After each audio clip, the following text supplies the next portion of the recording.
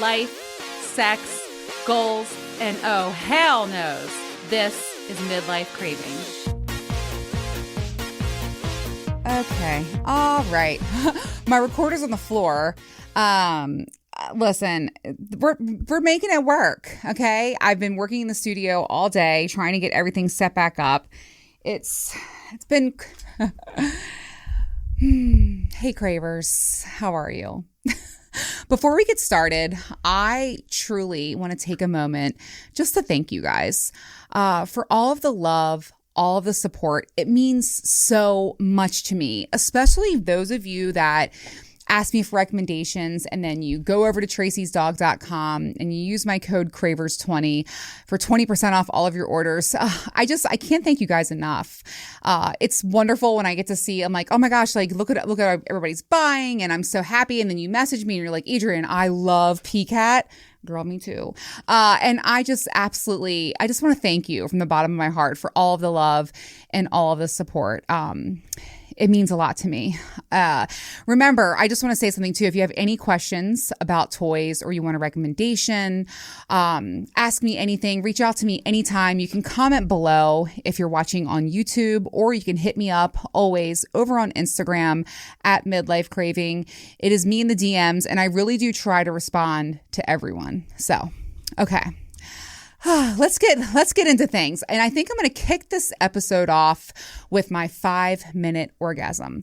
Haven't done that in a while. It's where I catch you up on all of the crazy things in my life. Let's talk about it.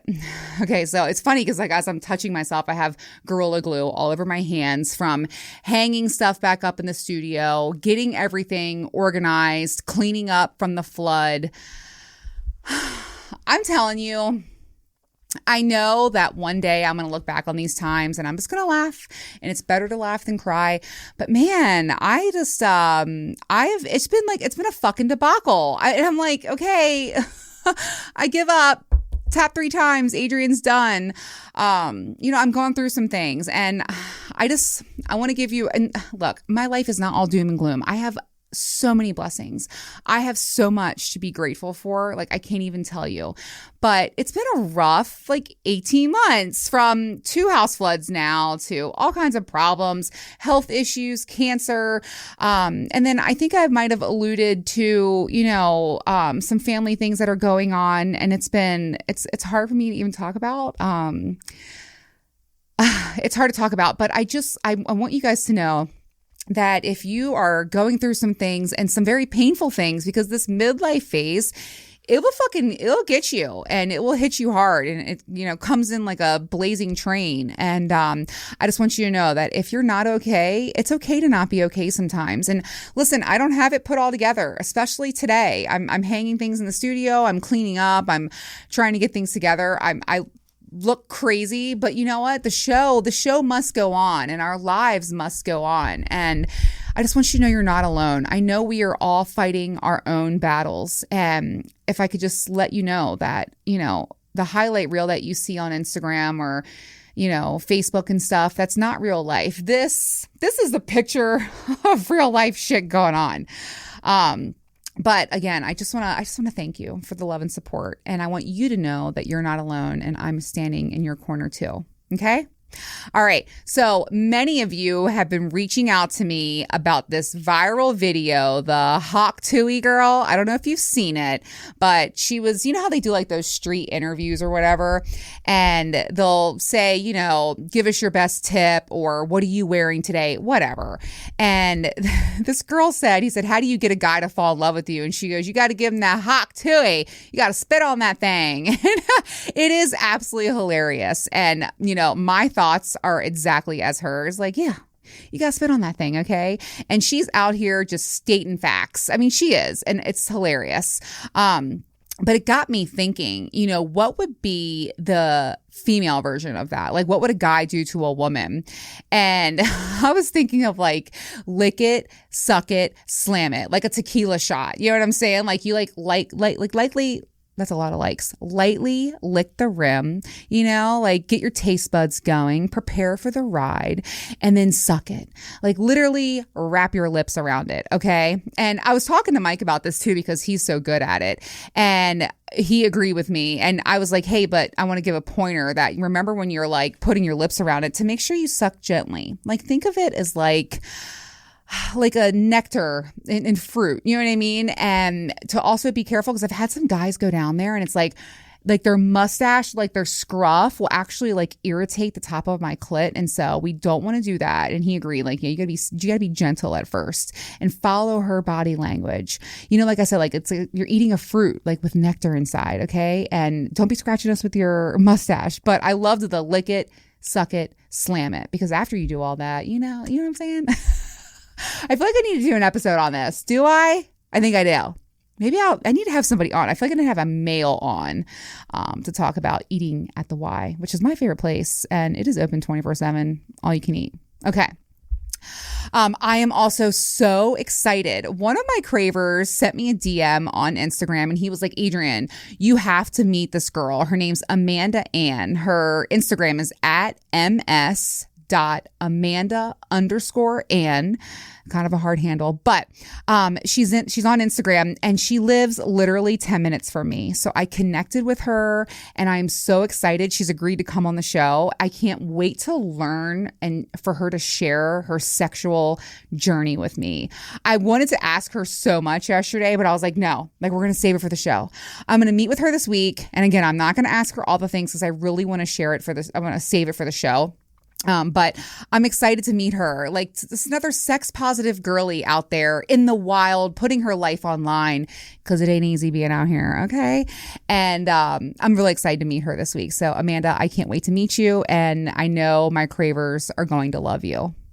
All right, let's get into today's episode. And throughout the week, I was thinking, because listen, this flood and the dead tree in the yard and the grass and, the health problems that I'm dealing with a lot right now. And I'm like, what am I going to talk about this week? And I realized, you know what? I want to talk about communication, like how big communication is in relationships, because I feel like lately, everyone I'm friends with and most people I discuss things with online, my cravers, is relating to communication in one way or another. Like, for instance, my friend who will say, my boyfriend didn't even text me last night, or he doesn't call me as much as I want him to, what it's like dating in a long distance relationship and how important communication is and how vital FaceTiming is, right? To anyone that reaches out to me and they say, Adrienne, how can I get my partner? How can I express my needs, wants, and desires with them? How do I make them want me more? And like all of this is around communication, effective communication. And so I want to talk about it today.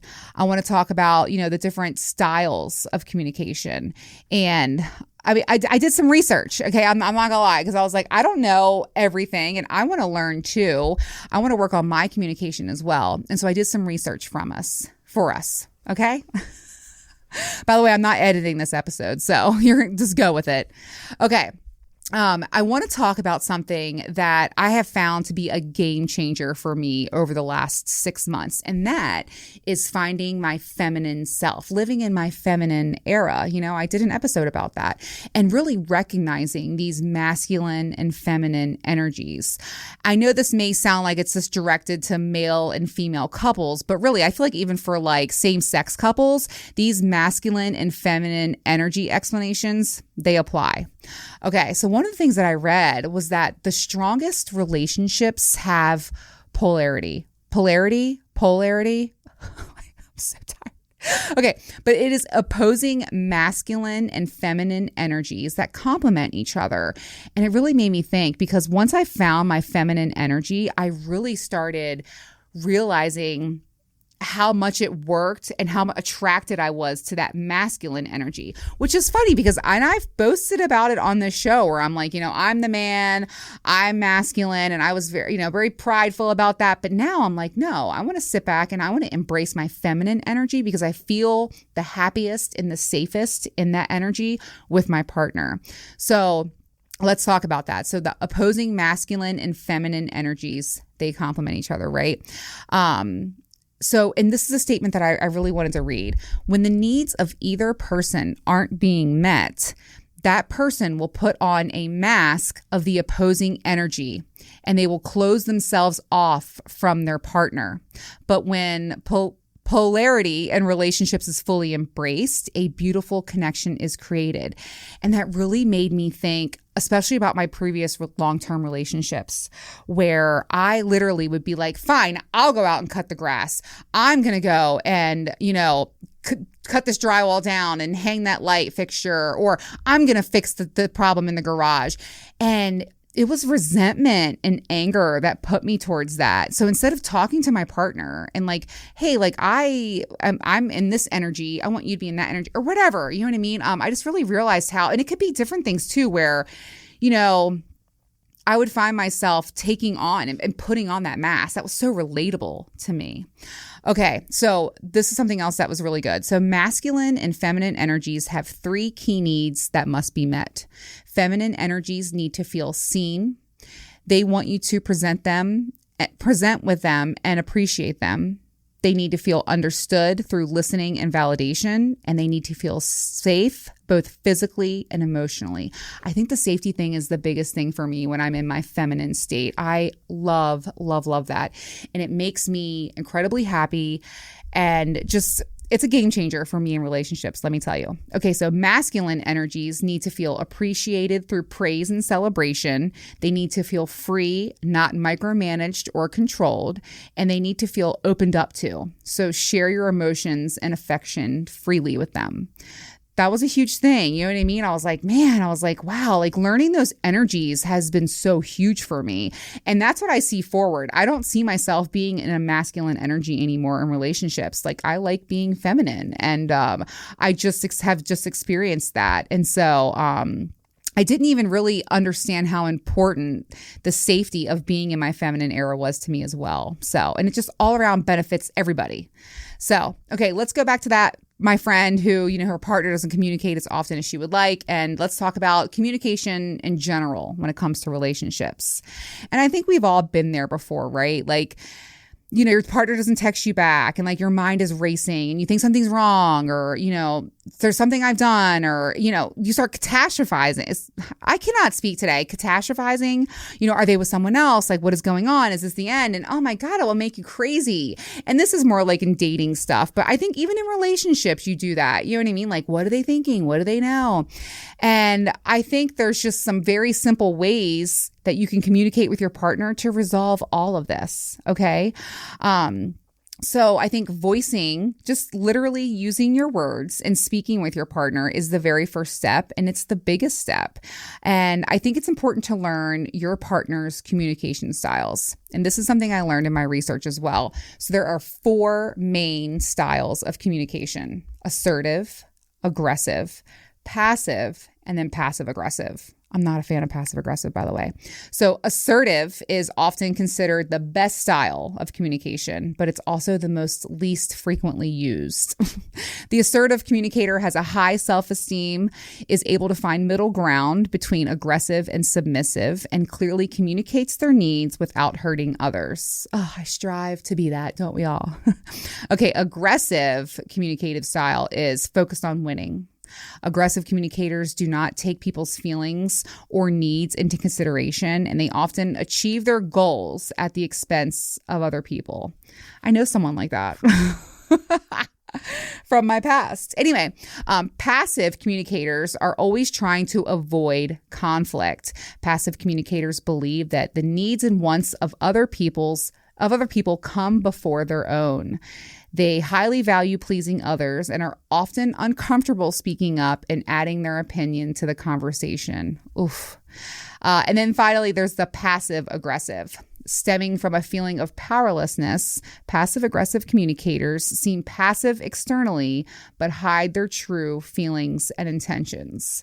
And I was like, wow, like, I was sitting there. I think I I feel like I'm an assertive communicator at times, but I'm also kind of passive, and I need to work on that. I should not put others' needs before my own. I should not be afraid to speak about what I want or what I need.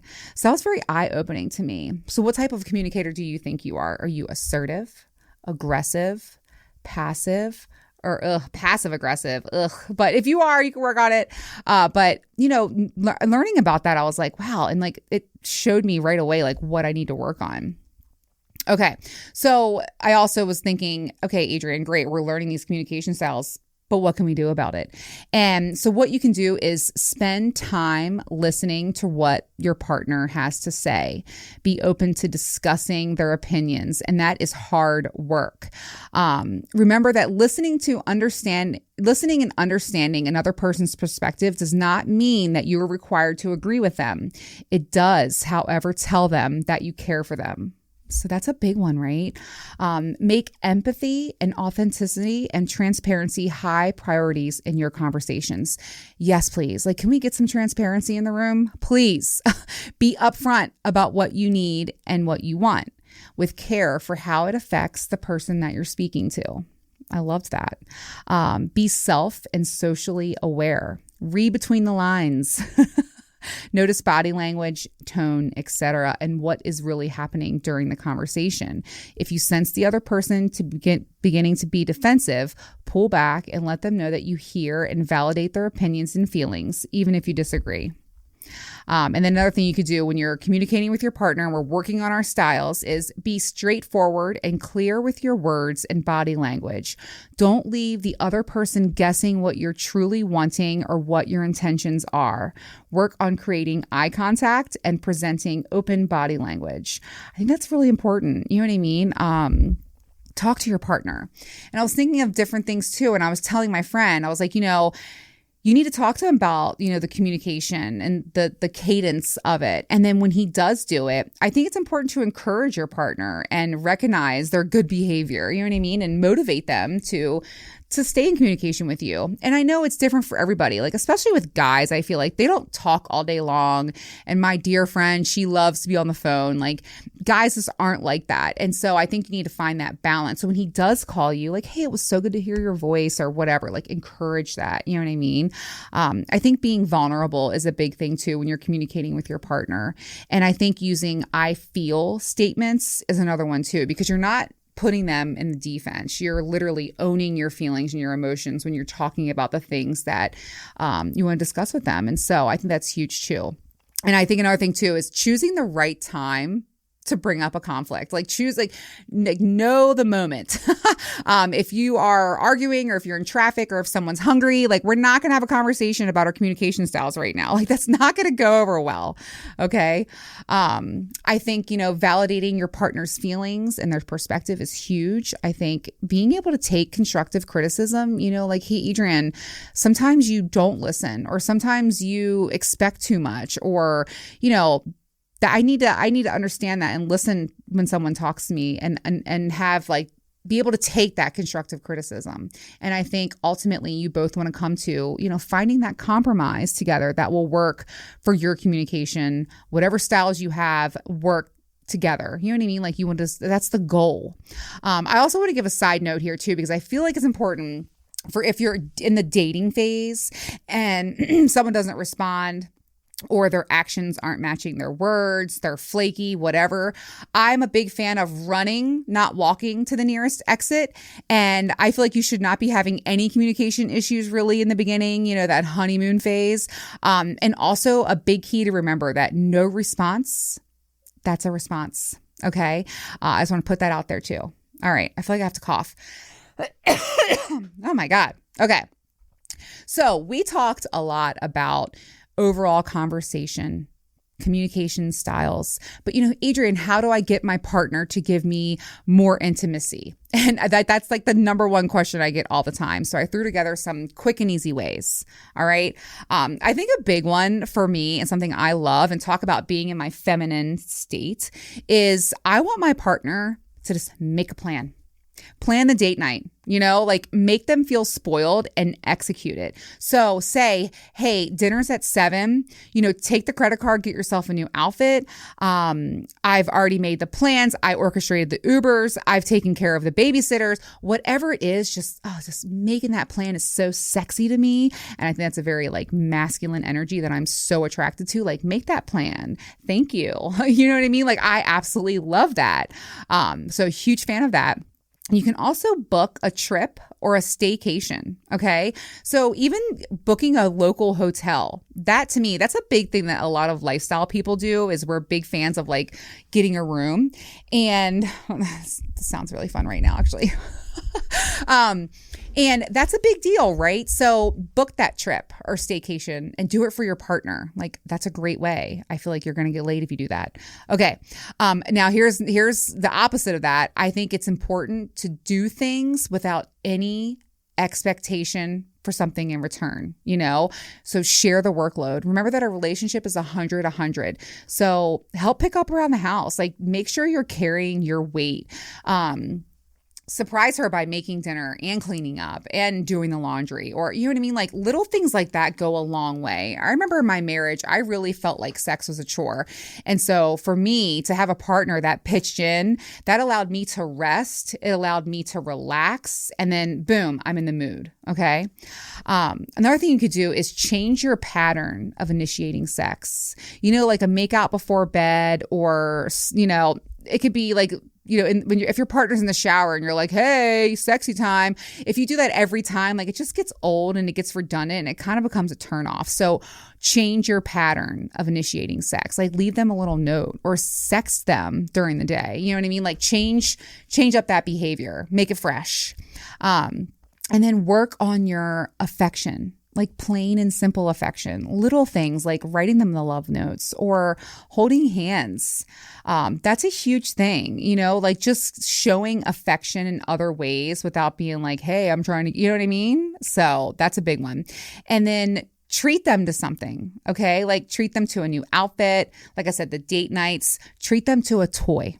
Okay, that would be like the ultimate thing. Go over to, I love tracysdog.com. You can use code Cravers20 to get 20% off. Get her a P-Cat or Rosie. Like, those are, or Coco. Like, if she's never had a toy before, treat her to Coco for sure for beginners. And then intermediate users, I would say P-Cat is just chef's kiss. Get her a P-Cat and then treat her to it. And the tip and the pro tip for this is to allow her to use and explore the toy by herself first. So she'll be confident and comfortable using the toy with you later. And then also that's going to like turn her on, get her libido up. So I'm a big fan of treating them to a toy. Okay. Also, appreciating your partner outside of sexual favors. So this also is like affection again, like giving them hugs, cuddles, and lots of compliments. Like, those are huge ways to encourage your partner and make your partner feel really good. And then last but not least, I just want to remind you that foreplay, it starts in the beginning of the day. Actually, I read this quote that said, foreplay starts the moment you stop having sex. And I liked that. I was like, you know what? That's right. And so, not just before bed, like, hey, sexy time. No, like, sext her in the morning. Tell her how beautiful she looks. Slip a note in her bag about how amazing she looks or how you can't wait to see her when she gets home. And keep that going throughout the day, okay? Like, foreplay starts the moment you stop having sex. Like, I really liked that. I was like, ooh, that's a good one.